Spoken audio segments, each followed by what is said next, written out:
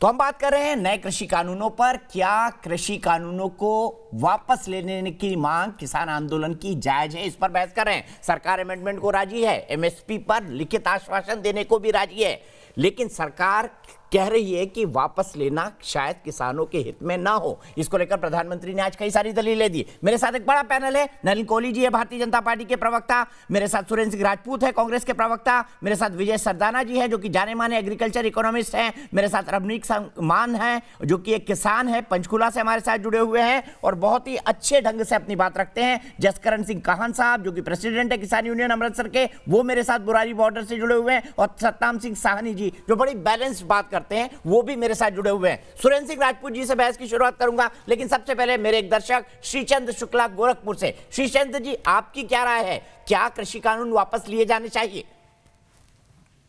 जी धन्यवाद दीपक जी। कृषि कानून जो है कानून नहीं है, एक किसानों के ऊपर एक काला कानून जो किसानों को जो है बर्बाद कर देना चाहती है, उनको जमीनों को हड़पने का काम करने का एक कानून है। जैसे कि संविदा पर जो है खेती करना, संविदा पे जो है कॉन्ट्रैक्ट फार्मिंग, जो कि इंग्लैंड की कंपनी जो है ईस्ट इंडिया कंपनी बना करके बंगाल में किसानों की जमीन को धान के खेती के नाम पे फार्मिंग करके 200 वर्षों तक लगातार जो कब्जा है उस पर रही। ये जो है किसान हित में एक कानून नहीं है, इसका हम पुरजोर विरोध करते हैं। ठीक है। और जो है किसानों के जो है धान की और बाजरे की फसल को न्यूनतम मूल्य जो है सरकार देकर नहीं खरीदना चाहती है, और जो है इसको उनके ऊपर अपना काला कानून थोप करके जो 1000 रुपए और 1200 रुपए कुंटल खरीदने का कार्य की है। और बिजली विभाग को भी इन्होंने अडानी को बेचने का कार्य किया है, जो कि ये कतई भारतीय जो है भारतीय समाज, भारतीय किसान नहीं बर्दाश्त करेगा। चलिए ठीक है श्रीचंद जी, रुकना होगा आपको। आपने बड़ी बेबाकी से अपनी राय कही, आपकी राय का मैं सम्मान करता हूं। और सुरेंद्र सिंह राजपूत जी, मैं आपसे जानना चाहता हूं, श्रीचंद शुक्ला जी की अपनी राय है, मान साहब की अपनी राय है, लेकिन मान साहब को तो आपने बीजेपी का दलाल, सरकार का प्रवक्ता और जाने किन किन उपमाओं से अलंकृत कर दिया। सर, फ्रीडम ऑफ स्पीच है, आप अच्छी बात कहते हैं, मैं आपका समर्थन करता हूं। नलिन जी की बात अच्छी लगती है, नलिन जी के बारे में कहता हूं। मान साहब पर ऐसा व्यक्तिगत हमला क्यों सर? ये तो अन्याय है मान साहब के साथ।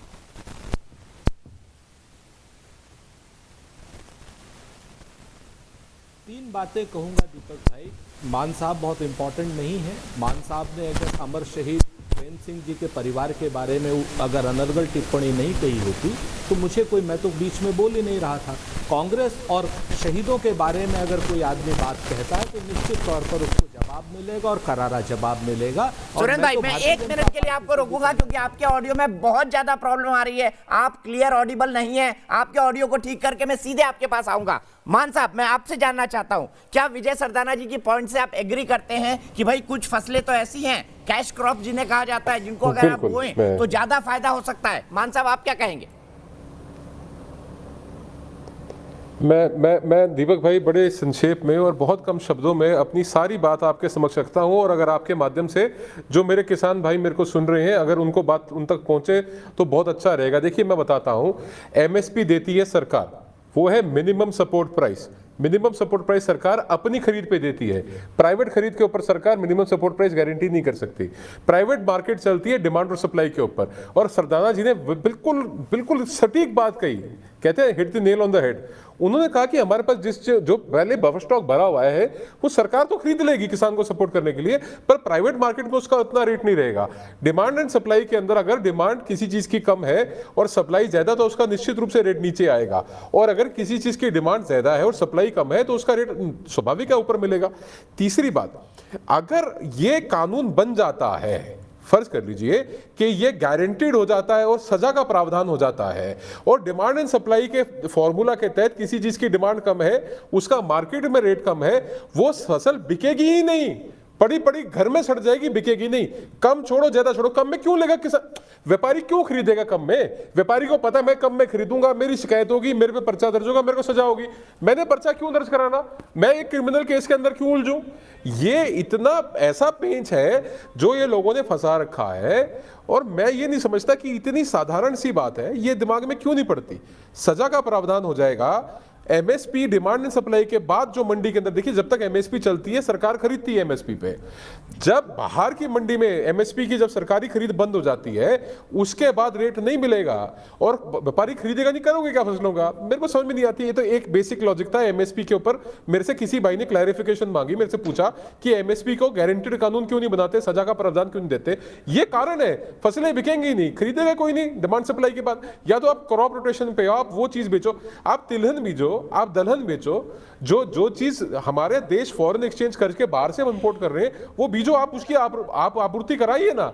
हम लोग क्या है, हम लोग अन्नदाता है, तो हमारा फर्ज ये भी है कि हम तिलहन भी बीजें, दलहन भी बीजें। और महत्वपूर्ण बात, अब राजपूत जी ने एक बात कही कि रबी की बात, देखिए उन्होंने कहा इंपॉर्टेंट नहीं है, आदमी की बात पे इतना क्यों भड़क गए आप? इतने क्यों भड़क गए आप? प्लीज मैं, ठीक है जसकरण जी, मैं 1 मिनट में आ रहा हूँ। सुरेंद्र सिंह राजपूत को मौका देना था, जसकरण सिंह जी उसके तुरंत बाद आपके पास आऊंगा। सुरेंद्र सिंह राजपूत जी, आपको ऑडियो खराब हो गया था, आप अपनी बात कह सकते हैं। 5 अक्टूबर जी, 3 बातें मैं आपसे कहता हूं दीपक भाई। आदरणीय विजय सरदाना जी आप बताते हैं कृषि अर्थशास्त्री हैं, तो मैं उनके बातों पर आंशिक रूप से टिप्पणी कर रहा हूं।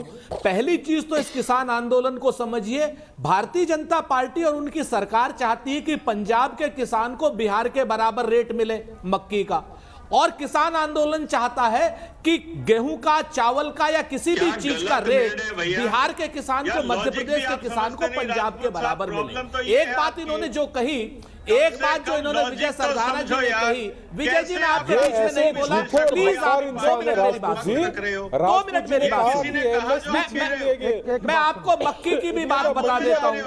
इससे पहले बड़े बड़े व्यापारियों ने, क्या ये सच नहीं है कि मक्की की फसल आ जाने से पहले 5 लाख टन भारत के व्यापारियों ने बड़े इंपोर्ट किया, और जैसे ही किसान की मक्की मंडी में, एक एक करके मैं 1 मिनट, सुरेंद्र सिंह राजपूत जी जैसे ही कंक्लूड करें आपके पास रहूंगा। नलिन भाई भी हाथ उठा रहे। सुरेंद्र जी, नंबर 2, क्या आप नहीं चाहते कि बिहार में मंडियां बने?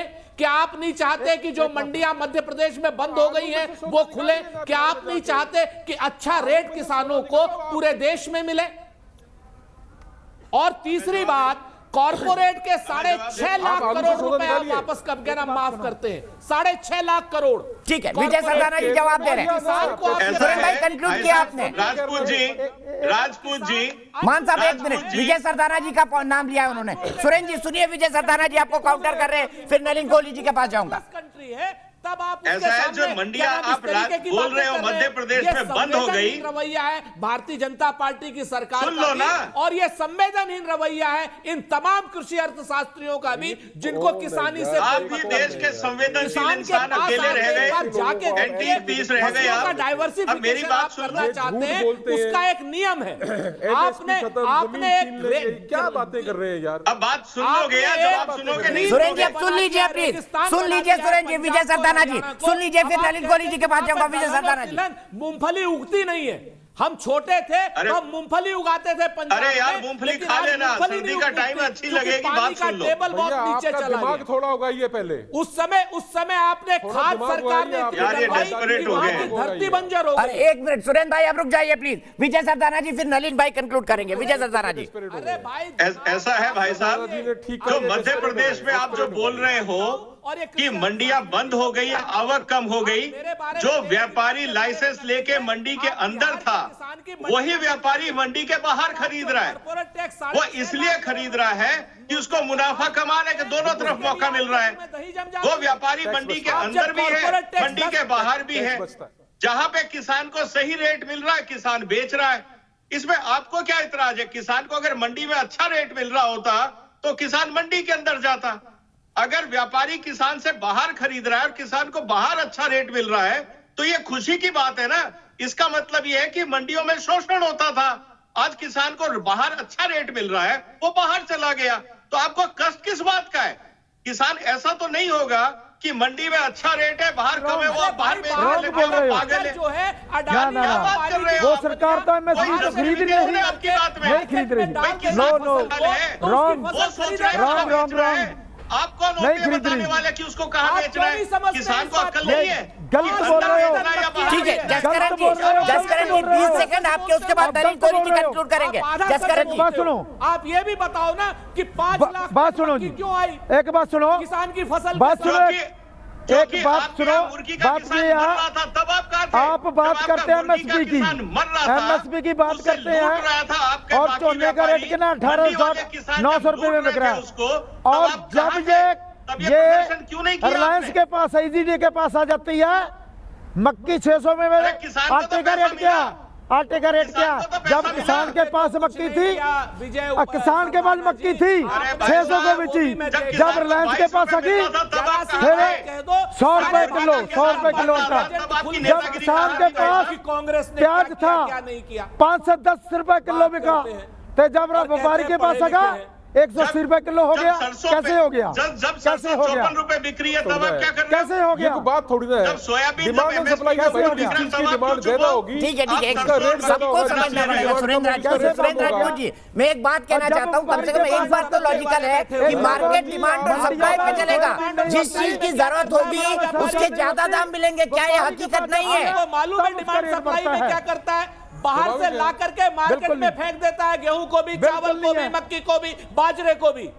अच्छा ठीक उसके खराब है, ठीक है। नलिन कोहली जी, नलिन कोहली जी, क्या सिचुएशन उतनी ही खराब है जितनी सुरेंद्र सिंह राजपूत जी बता रहे हैं, जो उनका कहना है? कसम खा लो कि किसी प्राइवेट वाले को नहीं बेचेंगे। अफ्रीका से दीपक जी, सुरेंद्र अपने राजपूत जी जो सिचुएशन खराब बता रहे हैं वो कांग्रेस की है, ना देश की है, ना किसी ऐसे विषय। कांग्रेस की सिचुएशन इतनी खराब है इसलिए तो ये सब कर रही है। वामपंथी दल उसी तरह है। केरल के अंदर में एपीएस है ही नहीं, हटा दिया गया। आज प्रधानमंत्री जी ने पूरे देश को बताया जब संबोधित कर रहे थे किसानों को, तो वहां पर क्यों नहीं ला रहे? लेकिन यहाँ वामपंथी नेता बैठेंगे और एपीएमसी को बचाने के लिए पूरी दलीलें दे रहे हैं।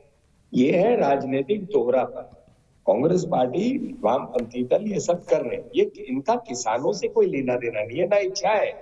किसानों की चिंता होती तो 50 साल में कृषि की ये हालत ही नहीं होती। स्वामीनाथन कमीशन की रिपोर्ट मान लेते, किसान क्रेडिट आप कार्ड चिंता मत कीजिए, आप सत्ता में हैं, आप कांग्रेस के प्रति जिम्मेवार मत होइए, देश के किसान के प्रति जिम्मेवार होइए। संविधान है, वो ठीक एक है, अकेले मैं यही रोकूंगा। अफसोस मेरे पास वक्त इतना ही है, लेकिन मैं जानता हूं कि इस पर चर्चा चलती रहेगी। आप तमाम लोग जो मेरे साथ जुड़े उनका बहुत बहुत धन्यवाद। देश की बहस के मैं रिजल्ट्स बता देता हूं। क्या तीनों बिल वापस लेने की मांग उचित है? हाँ कहना है 25% लोगों का, लेकिन बहुमत के साथ 75% लोग कहते हैं नहीं। देश की बहस में आज इतना ही।